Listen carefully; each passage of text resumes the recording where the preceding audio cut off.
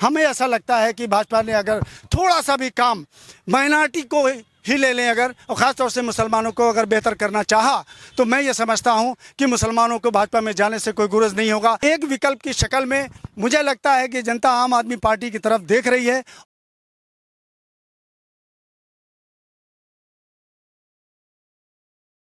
नमस्कार, आदाब।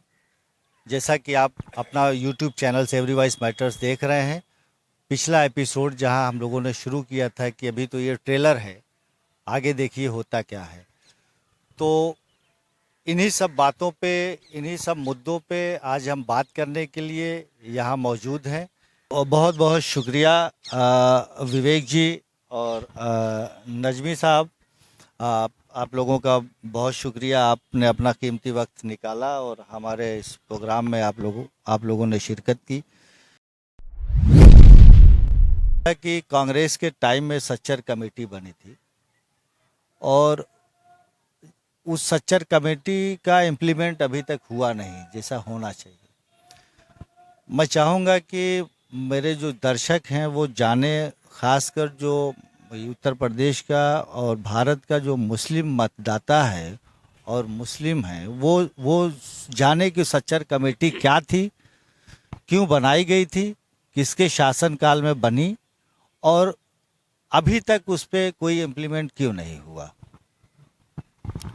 धन्यवाद नदीम भाई और एवरी वॉइस मैटर्स। जो एक बहुत ही सरल सा जवाब देना चाहूँगा कि 2005 में राजेंद्र सिंह सच्चर जो न्यायाधीश थे, उनकी अध्यक्षता में एक समिति बनाई गई थी जिसका मकसद था कि भारत में रहने वाले मुस्लिम के सोशियो इकोनॉमिक और एजुकेशनल पैटर्न और उनका स्टेटस अभी क्या है, और उस स्टेटस को देखते हुए, एनालाइज करते हुए क्षेत्रवाद उसको कैसे एम्पावर किया जा सकता है, कैसे उनको मेन स्ट्रीम में लाया जा सकता है।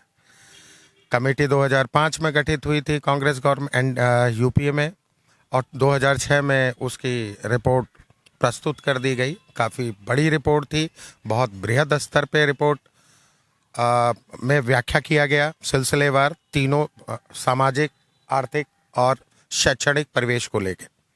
और इसका प्रयास भी आंध्र प्रदेश गवर्नमेंट ने किया। उन्होंने 4.5% का आरक्षण पिछड़े वर्ग के अंतर्गत समाहित किया, जिसको माननीय हाई कोर्ट ने डिक्लाइन कर दिया। उसके पीछे हमारा संविधान किसी कास्ट की, रिलीजन के आधार पे कभी भी डिस्क्रिमिनेट नहीं कर सकता, इसलिए आरक्षण का आधार धर्म नहीं हो सकता।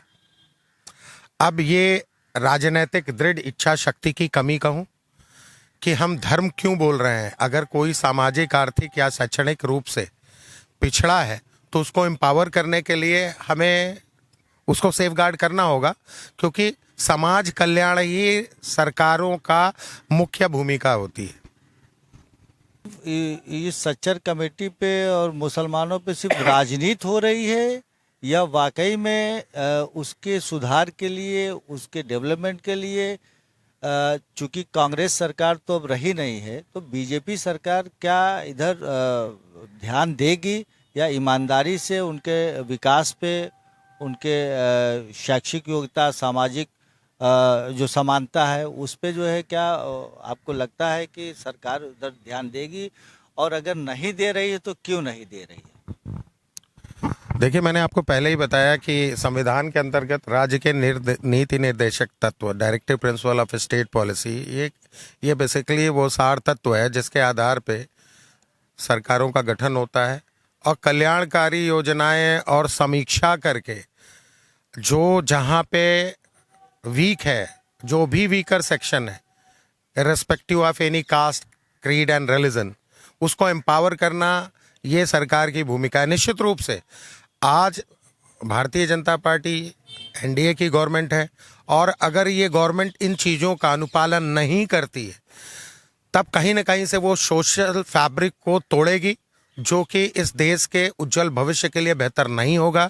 तो मैं उम्मीद करता हूँ, मुझे भरोसा भी है अपने संविधान पे, संवैधानिक संस्थाओं पे, कि इस प्रकार की योजनाओं को और मजबूती के साथ और ज़्यादा एग्रेसिव तरीके से लाना चाहिए।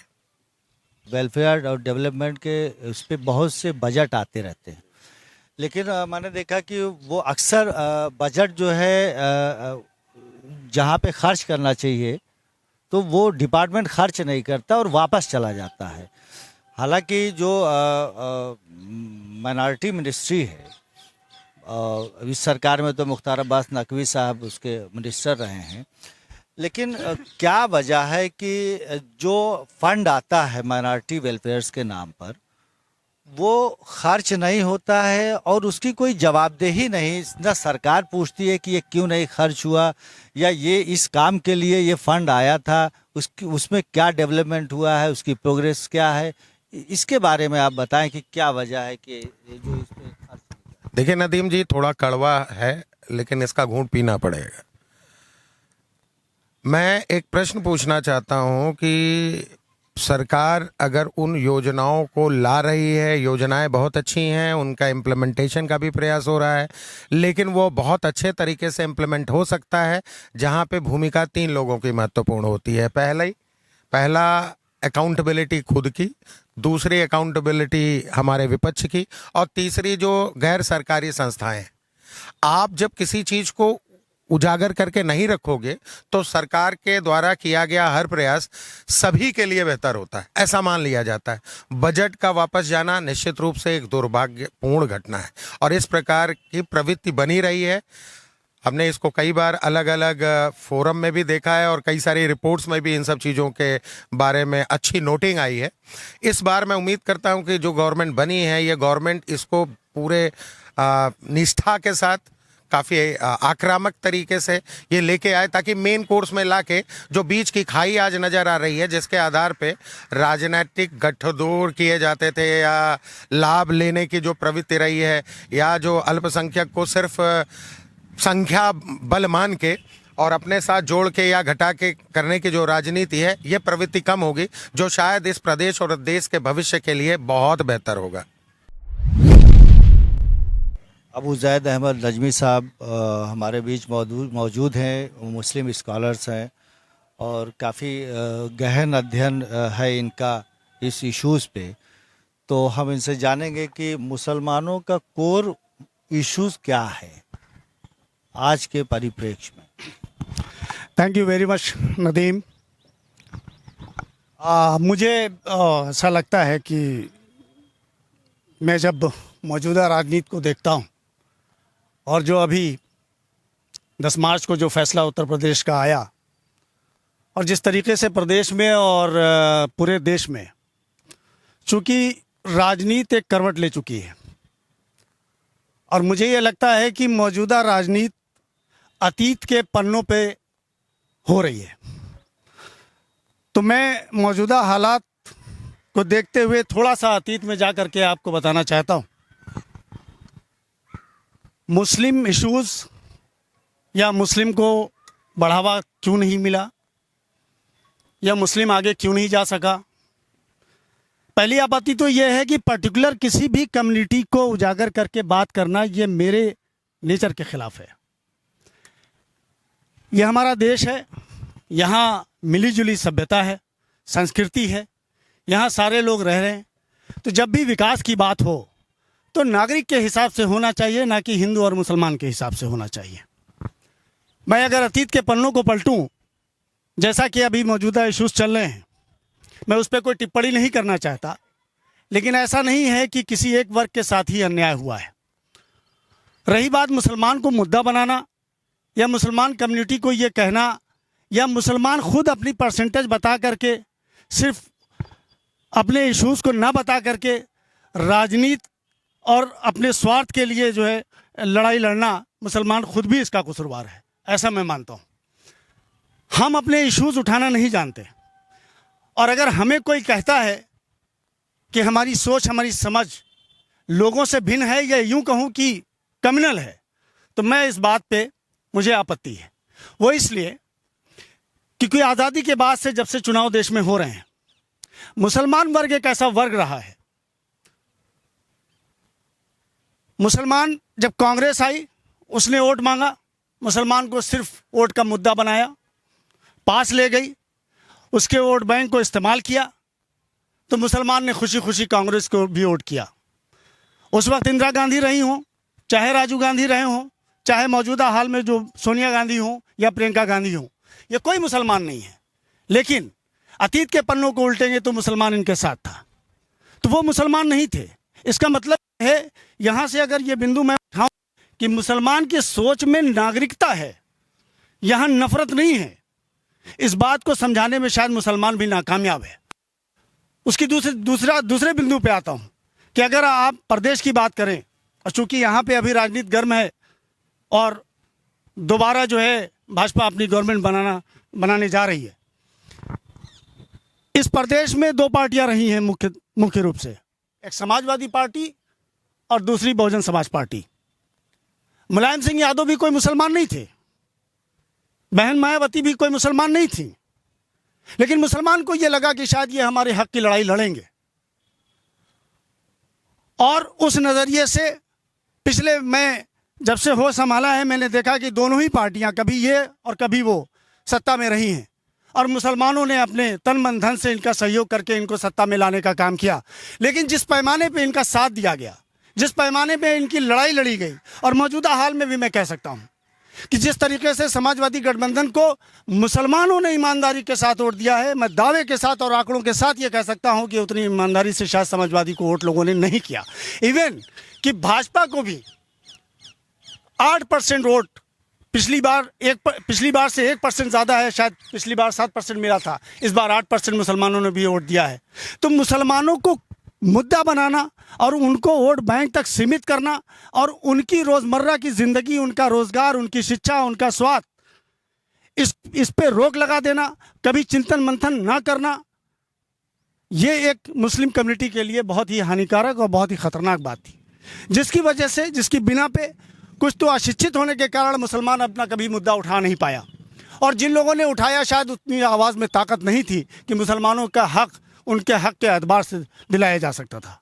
रही राजनीतिक पार्टियों की बात, जब वो वोट ले करके सत्ता में आ जाते हैं, वोट से पहले तो मेरे घरों में भी जाते हैं, और वो जितना कमिटमेंट मुझसे करते हैं शायद वो गवर्नमेंट आने के बाद उसको भूल जाते हैं, क्योंकि 5 साल का ये जो वक्त होता है, उनको ये फिर लगता है कि मैं फिर कोई लॉलीपॉप नया लेकर के आऊँगा और फिर इनके घरों पे जाऊँगा, और इनके जो मुद्दे हैं उससे हट करके इनकी जो प्रताड़नाएं हैं कि इनसे बचना है, और ख़ास तौर से भाजपा का खौफ दिला करके तमाम पार्टियों ने हमेशा जो है काम किया है। और रही बात जुल्म और ज़्यादती की, रही बात मुसलमानों को उनका हरास करने की, उनको प्रताड़ित करने की, तो ये कुछ नया नहीं हो रहा है।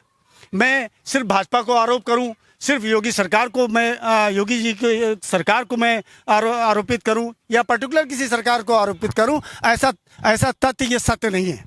मैं ये समझता हूं कि कांग्रेस के दौर में भी जिस वक्त मुसलमानों ने पूरी तरीके से साथ दिया, उस वक्त भी जुल्म और ज़्यादती और शिक्षा से लेकर के तमाम जो उनके हुकूक थे, जो उनके अधिकार थे, उसको न देने का काम कांग्रेस ने भी किया।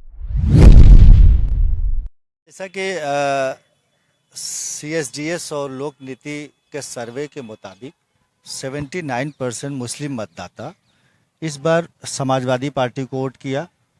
पिछली बार पहले भी करता रहा, लेकिन अभी करंट जो सर्वे रिपोर्ट आई है वो ये है। और 7% पिछली बार बीजेपी को मुस्लिम मतदाताओं ने वोट किया था, और इस बार 8% किया, 1% की बढ़ोतरी उसमें हुई। तो क्या है जो 8% मुसलमानों ने भाजपा को वोट किया और लगभग 80% मुसलमानों ने सपा को वोट किया।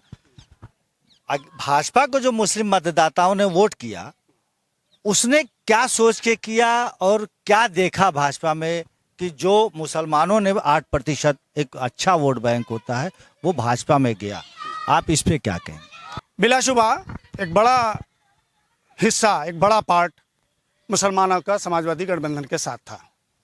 उसकी वजह ये थी कि शायद ये पुराने वक्त से लोग जुड़े हुए, क्योंकि मैंने बताया कि यहाँ 2 ही पार्टियाँ ऐसी थीं, कांग्रेस का कोई वजूद आज से 30-35 साल पहले ख़त्म हो गया, और बसपा और सपा ही आपस में लड़ती आईं।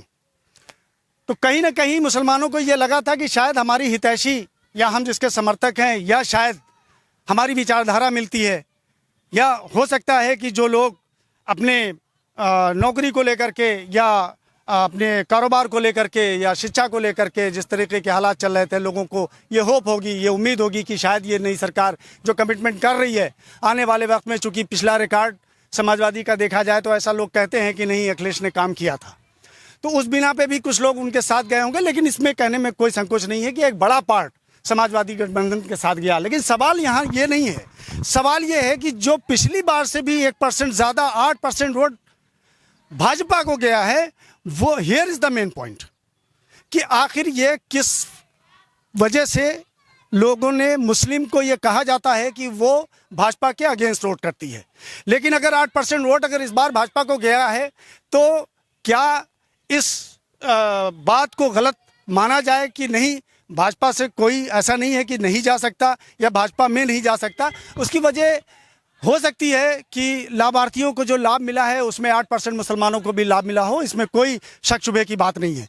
क्योंकि उत्तर प्रदेश, खासतौर से पूर्वी उत्तर प्रदेश, मैं जहाँ तक समझता हूँ कि जो गरीबी की रेखाएं हैं वो सब आंकड़े हैं, उसको बहुत ज़्यादा डिटेल करने का कोई मतलब नहीं है, लेकिन वो ऐसे हैं कि उनको लगा होगा कि ये सरकार मुझे राशन दे रही है और कहीं ना कहीं मेरे बच्चे और मेरा पेट जो है भुखमरी के कगार से ऊपर चल रही है। उन्हें नहीं पता कि ये कितने दिन तक मिलेगा, उन्हें सरकार की पॉलिसी नहीं पता है, या हो सकता है कि उनकी इस भाजपा की इस पॉलिसी को उन लोगों ने सही ठहराया हो और 8% वोट उनको दिया है। लेकिन अब उससे भी गंभीर सवाल ये है, और मैं समझता हूं कि करना भी चाहिए सवाल ये, कि जब 8% मुसलमान भाजपा के साथ जा सकता है तो वो 79% अप्रॉक्स जो समाजवादी गठबंधन के साथ गया है वो भाजपा के साथ क्यों नहीं जा सकता है। और अगर जाता है तो भाजपा जिस तरीके से 8% को विश्वास में जिसने लिया, तो क्या 79% लोगों को भी विश्वास में लेने के लिए कोई नई स्कीम या कोई नया काम या उनको कोई ऐसा लाभ पहुँचाने का सोच रही है या कोई ऐसी स्कीम लाने को सोच रही है। क्योंकि मैं पर्सनली एक बात कहना चाहता हूं कि भाजपा हो या कांग्रेस हो, समाजवादी हो, बसपा हो, कोई भी पार्टी हो, इस उत्तर प्रदेश के चुनाव में एक बात तो एकदम साफ हो गई है, और मैं ये कह देना चाहता हूं बेबाकी से कि लोगों का ऐसा मानना था, और मैंने चुनाव से पहले कहा कि एक पार्टी यहाँ मीम के शक्ल में भी आई थी जिसको बाहरी पार्टी कहा जाता है। बहरहाल वो देश से बाहर की पार्टी नहीं है। असदुद्दीन ओवैसी साहब को हमने चुनाव से पहले ये कहा था कि जनता इनको नकार देगी। उसकी बहुत सी वजह हैं, उसकी डिटेल में जाने की ज़रूरत नहीं। तो ये तो साफ हो गया कि मुस्लिम अपनी सोच में अपना विकास चाहती है, वो ज़ात बिरादरी नहीं चाहती है, वो किसी कम्युनिटी को नहीं वोट करना चाहती है। और उसने 8% भाजपा को वोट देकर के ये साबित कर दिया कि हम किसी वर्ग विशेष या पार्टी विशेष को वोट नहीं करना चाहते। जो हमारी भुखमरी का ख्याल रखेगा, जो हमारी शिक्षा का ख्याल रखेगा, जो हमारे स्वास्थ्य का ख्याल रखेगा, जो हमारे आने वाले बच्चों के भविष्य का ख्याल रखेगा, हम उसके साथ जाते हैं। हमें ऐसा लगता है कि भाजपा ने अगर थोड़ा सा भी काम माइनॉरिटी को ही ले लें अगर, और ख़ासतौर से मुसलमानों को अगर बेहतर करना चाहा, तो मैं ये समझता हूँ कि मुसलमानों को भाजपा में जाने से कोई गुरेज नहीं होगा। लेकिन मुझे जो चुभती है एक बात, वो मैं कह देना चाहता हूँ साफ लफ्ज़ों में कि दो बातें, और मैं ये कहूँगा आदरणीय योगी जी से, जो अभी वो मुख्यमंत्री की सेकंड शपथ लेने जा रहे हैं, मैं उनसे निवेदन करूँगा कि पार्टी के कुछ नेता, कुछ विधायक, कुछ सांसद ऐसे हैं जो अपनी ज़बान पे कंट्रोल नहीं करते। ये आग उगलती ज़बान कभी समानता नहीं ला सकती है। मेरा ये कष्ट है, मेरा ये दुख है, एक नागरिक होने के नाते, एक वोटर होने के नाते मैं आप तक पहुंचा रहा हूं। अगर हो सके जिस दिन ये लोग अपनी ज़बान पे कंट्रोल कर लेंगे, और योगी जी आपसे मैं ये कह रहा हूं, जिस दिन आप थोड़ी सी इन लोगों का सहयोग करेंगे, आप इनकी पढ़ाई के लिए, आप इनके स्वास्थ्य के लिए, आप इनकी भुखमरी के लिए, आप इनके कारोबार और जॉब के लिए, तो मैं ये समझता हूं कि कांग्रेस ने भी कुछ इतना अच्छा नहीं किया कि उसको कहा जाए कि झंडा उठा लिया जाए। भाजपा में जाने में मुसलमान गुरेज नहीं करेगा, इनकार नहीं करेगा। अगर कुछ काम अच्छा होता है तो मुझे लगता है मुसलमान भी भाजपा में जाने को तैयार है। जैसा कि आपने बताया बड़ा विस्तार पूर्वक नजमी साहब ने, अब जो 79% वोटर्स समाजवादी पार्टी को गया है और वो बीजेपी की तरफ अगर रुख करे, तो बीजेपी को क्या करना चाहिए कि जो सपा का वो मुस्लिम वोटर्स है वो इधर आ जाए, ताकि इन्हें और भी % बहुमत मिले? क्या करना चाहिए? देखिए, केंद्र और राज्य सरकार जो लोक कल्याणकारी नीति जो डायरेक्ट बेनिफिशियरी तक लेके आ रही है, ये कितनी ज़बरदस्त पहल है, जिस पहल का पहला रुझान तो 7 से 8% का होना है, और उसके बाद बचा हुआ 80% का भी जुड़ना है। क्योंकि मुसलमान और हिंदू नहीं है, वो भारतीय हैं और उत्तर प्रदेश में रहते हैं तो उत्तर प्रदेश के वासी हैं। तो जो जिस प्रदेश में रहे या देश में रहता है वो वहीं का नागरिक होता है और एक सरकार सभी की होती है। लोकतंत्र है, पक्ष और विपक्ष दोनों होता है, तो एक पक्ष को वोट देगा, एक विपक्ष को देगा। वोट पे नहीं जाता। लाभकारी नीतियां और आक्रामक तरीके से दिन प्रतिदिन आने वाली सरकार जिस प्रकार लेती जाएगी तो ये मिथक भी टूटेगा, ऐसा मुझे प्रतीत हो रहा है। और मैं शुभेच्छु होने के नाते यही शुभकामना करता हूँ। और मैं नजमी साहब की बातों से सहमत हूँ, क्योंकि क्या होती है कि भावनाएं कुछ भी हों, लेकिन अगर शब्द बदल गया तो उसका अर्थ अपने आप बदल जाता है। तो मैं उम्मीद करता हूं कि योगी जी इस बात को जरूर देखेंगे और आने वाले समय में उत्तम प्रदेश की जो परिकल्पना और योगी उपयोगी का जो कॉन्सेप्ट है वो सार्थक सिद्ध करेंगे। जैसा कि अबू जायद साहब ने अभी बताया और विवेक जी ने भी बताया, अब बात 80 बनाम 20 वाली जो चल रही थी, अब चूंकि 80% वोटर उधर है और 20% को किनारे लगाया और 20% को भी इधर लाने की बात अभी हुई। ऐसी कंडीशन में अगर 20% वाला भी इधर आने लगेगा तो कहीं 80% में से तो नहीं खिंचाव हो जाएगा। चूंकि भाई आरएसएस भी देखा जाए कहीं ना कहीं एक आइडियोलॉजी उनकी है, भारतीय जनता पार्टी भी उसी को सामने रख के ही अपनी राजनीति करती चली आई है, मुसलमानों को रख के। तो बहुत बड़े खुले से मैं कह रहा हूं कि जब अब 8% तो आए हैं और भी आने लगेंगे तो कहीं बाकी इनके जो वोटर्स हैं, कोर वोटर्स, वो उनको तो ये डर नहीं हो जाएगी कि भैया बचा क्या है। अब तो ये जिसकी बात करते थे उनको भी ले लिया साहब, तो कहीं वो ना खिसकना शुरू हो जाए। इस पे क्या कहेंगे? देखिए 80-20 इस प्रकार के जुमले जो हैं वो जब चुनावी रंग और चुनावी बयार चलती है तो उसमें इस तरह के जुमले इस्तेमाल किए जाते हैं, किए जाते रहे हैं। एक लोक लुभावन शब्द है, लेकिन मैं बताऊं पूर्णता 100 में है। जब देश के नागरिक का बंटवारा नहीं कर सकते तो 80 बनाम 20 कैसे हो सकता है? मैं तो कहूँगा जो हो पूरा हो, वो चाहे 1 हो या 100 हो, लेकिन हो पूरा। और रही बात राष्ट्रीय स्वयंसेवक संघ की, तो शायद या तो लोगों के अध्ययन की कमी है या सुनी सुनाई बातें। राष्ट्रीय स्वयंसेवक संघ का एक ही उद्देश्य है, एक ही सपना है, वो है अखंड भारत। अखंड भारत किसका? भारत के नागरिकों का। जब तक नागरिकों के बीच में विचलन होता रहेगा तब तक किसी भी प्रकार के उदाहरण, एक पौधा है, अगर आप उसको खूबसूरत देखना चाहते हो तो आपको उसको ट्रिमिंग करना पड़ेगा, वो खूबसूरत आएगा। ऐसा नहीं है, पौधे की तो प्रकृति है बढ़ना, लेकिन जब वो काट दिया जाता है, सहेज दिया जाता है तो बहुत खूबसूरत लगता है और वो जिस कारण लगाया गया है उसका निहित लाभ उसमें दिखता है। ठीक उसी प्रकार हमारा देश है। देश अखंड होगा। ऐसा तो कहीं नहीं है कि पौधा खराब लग रहा तो काट के ही खत्म कर दिया जाए।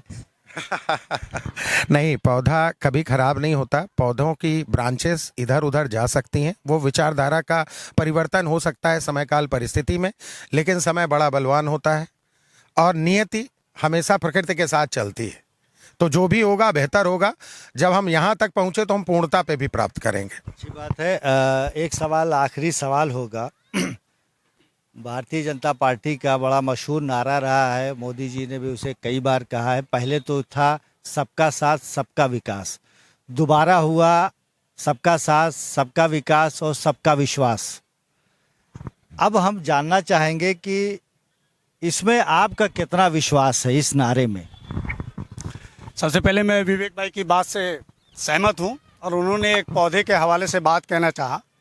पौधे को छाटा तो जा सकता है लेकिन किसी भी जीव की हत्या नहीं की जा सकती और हत्या पाप है, वो पौधा हो या इंसान। तो हमें इन चीज़ों से बचना होगा, हमें इन चीज़ों से बचना होगा। आपने सवाल किया जी, आपने सवाल किया। हाँ, मैंने सवाल ये किया कि सबका साथ सबका विकास और सबके विश्वास पे आपको कितना विश्वास है? नहीं, मुझे कोई दुविधा नहीं है इस बात पे और मैं एक लंबे समय से ये नारा सुनता आया हूँ। भाजपा का ये नारा रहा है, मोदी जी ने ये नारा दिया, योगी जी ने ये नारा दिया कि सबका साथ सबका विकास। एक शब्द उसमें और जोड़ा और वो शब्द ये था कि सबका विश्वास। विश्वास लफ्ज़ जो है ये एक शब्द बहुत गंभीर है। और इसको पाने के लिए इंसान को आजीवन, पूरे जीवन अपना जो बलिदान, अपना जो जीवन होता है उसका बलिदान देना पड़ता है, तब कहीं जाके कुछ % लोग आप पे विश्वास कर पाते हैं कि जो बात मैं कह रहा हूं वो बात सही है। और ये बात मैं इसलिए कह रहा हूं, मुझे उस बात पे कोई शक नहीं है। और सबका साथ सबका विकास हुआ भी, लाभार्थियों को लाभ मिला भी, और भी तरीके से स्कीम आई है और गवर्नमेंट ने सबको दिया भी है। लेकिन सवाल यहाँ एक ये खड़ा हो जाता है, हम लोग बचपन में जब स्टेडियम में मैच चलता होता था तो टीवी पे बैठ करके देखते थे कि वनडे होता है, टेस्ट होता है, तो 5 दिन 1 हफ्ता चलता है, वनडे 1 दिन में ख़त्म होता है। तमाम कंट्रीज़ के लोग चुनाव लड़ते हैं और कोई हारता है, कोई जीतता है, तो उसमें जो जिसका समर्थक होता था उसमें मिठाइयाँ खा करके खुश हो लेते थे। एक बचपना ऐसे गुजरा। लेकिन एक दौर ऐसा आया कि जब हमने वनडे और टेस्ट के अलावा जब 2020 देखा मैंने, तो मुझे हजम नहीं हुआ। और अभी 2020 को, उस मैच को, उस क्रिकेट के टूर्नामेंट को 2020 हम हजम नहीं कर पा रहे थे। और इधर नारा दिया गया कि सबका साथ, सबका विकास और सबका विश्वास। तो सबका साथ, सबका विकास तो हुआ, लेकिन विश्वास पे गाड़ी इसलिए आके रुक गई कि जब हमने ये, अभी तो हम 2020 क्रिकेट हजम नहीं कर पाते जब तक हमने एक बात ये सुनी कि 80-20 चल रहा है। तो मैंने ये कहा कि ये क्या है, ये 80-20 क्या चल रहा है। तो सबका साथ, सबका विकास तो हो रहा है। ये जो आखिरी शब्द है विश्वास का, ये 20 और 80 के बीच में फंसा हुआ है। मुझे ये लगता है कि अगर इसकी भी कोई परिभाषा बता दी जाए, इसको भी क्लियर कर दिया जाए, क्योंकि ये देश 100% लोगों से चलेगा, ये कभी परसेंटेज में बांट करके ये देश नहीं चल सकता। मैं ऐसा समझता हूँ। जैसा कि सारे मुद्दों पे बात हो चुकी है, लेकिन एक आखिरी मुद्दा ये कि उत्तर प्रदेश में मुस्लिम मतदाताओं ने समाजवादी पार्टी को विगत 4 इलेक्शन में मैक्सिमम वोट किया। लोकसभा मतलब 14 किया, 17 किया, 19 किया, 22 किया, और हर इलेक्शन में मायूसी हाथ लगी। जो सोच के किया उसने, वो कहीं ना कहीं दूर दूर तक वो पास में नहीं रहा। अब मैं ये जानना चाहता हूं कि क्या मुस्लिम वोटर्स भाजपा की तरफ तो अब 8% का तो दिखला रहा है, क्या विकल्प के तौर पे और तथाकथित कह लीजिए जो सेकुलर पार्टियां हैं, यही कह सकता है, उसको तो लोगों ने क्रिमिनल बना दिया कि बीजेपी क्रिमिनल पार्टी है और बाकी सेकुलर पार्टी है, लेकिन मैं इस पर विश्वास नहीं रखता हूं। अगर इसे भी मान लिया जाए तो क्या आने वाले वक्त में सेकुलर पार्टियों के जो सारी पार्टियां हैं उसमें कांग्रेस है, बीएसपी है, सपा है, सबको तो देख लिया, अब कोई और भी विकल्प बचा है मुसलमानों के पास बीजेपी के अलावा आने वाले इलेक्शन में? बात सिर्फ मुसलमानों की नहीं है। अगर देश की राजनीति पलटती है तो मेरे छोटे से आकलन में जो मुझे समझ में आ रहा है, मैं वो बात आपको बता रहा हूँ कि जहाँ उत्तर प्रदेश का चुनाव संपन्न हुआ और नई गवर्नमेंट दोबारा फॉर्म होने जा रही है,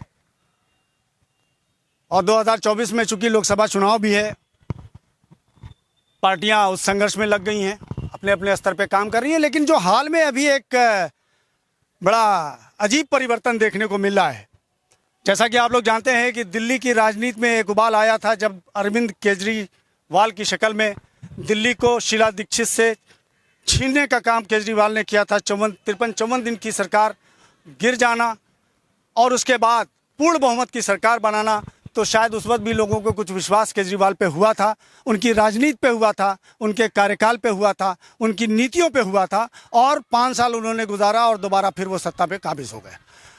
मौजूदा हाल में पंजाब के चुनाव हुए हैं और जिस तरीके से पंजाब में कांग्रेस को अवॉइड करते हुए जनता ने पूर्ण बहुमत की सरकार अरविंद के आम आदमी पार्टी को दिया है, इसमें कहीं ना कहीं अरविंद केजरीवाल और समस्त लीडरशिप को एक पैमाना मिला है। और मुझे लगता है इसी कड़ी में कि लोगों में एक सोच डेवलप हो रही है कि अगर ये पुरानी राजनीतिक पार्टियां कभी इस गोल से उस गोल और उस गोल से उस गोल अगर घुमाने फिराने का जनता को काम करेंगी, यहाँ बात मुसलमान की और हिंदू की और वर्गीकरण की नहीं है, यहाँ बात यह है कि जो जिस प्रदेश की या देश की जनता जिसको वोट करती है, क्या इन लोगों के बताए हुए इश्यूज या जो इनका जनाधार इन्होंने जिन इश्यूज पे बना रखा है उस पर चुनाव लड़ती है, उससे क्या जनता त्रस्त हो चुकी है?